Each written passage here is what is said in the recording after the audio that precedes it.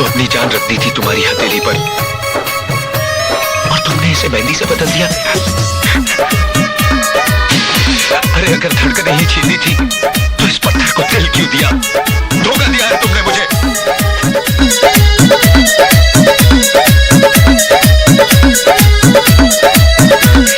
लेके आइल बड़ा हाथी और घोड़ा, कहवा के हवा न बातो हर जोड़ा। लेके आइल बड़ा हाथी और घोड़ा, कहवा के हवा न बातो हर जोड़ा। अरे ओ हीरो कितना फायरिंग कैला, रख देला गाँव के हिला के। सुनो हम बारात लेके आइल बानी उन्नाव जिला से, हम बारात लेके आइल बानी उन्नाव जिला से।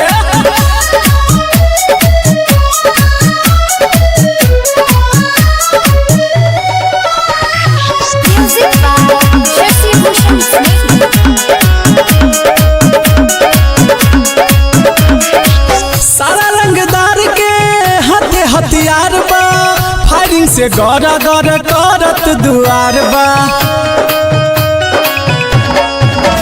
बड़ी दल बल आहिल बड़ा साहज के, ई बारात हवे कौना रंगदार के। लेके माहौल बना देले बाड़े चिल्ला के। हम बारात लेके आइल बानी उन्नाव जिला से, हम बारात लेके आइल बानी उन्नाव जिला से।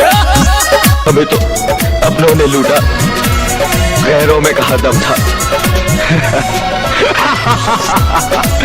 हमें तो अपनों ने लूटा, गैरों में कहा दम था। डूबी वहां पानी कम था। ऐसन काके कर जा जाय काम हो, जिंदगी भर लिही गाँव तोहर नाम हो। बड़ी बढ़ चढ़ बोला तारा बतिया, दुल्हा के हवा का संगतिया। किसी दीवाना महेश जैब का तबाही मचा के। हम बारात लेके आइल बानी उन्नाव जिला से, हम बारात लेके आइल बानी उन्नाव जिला से।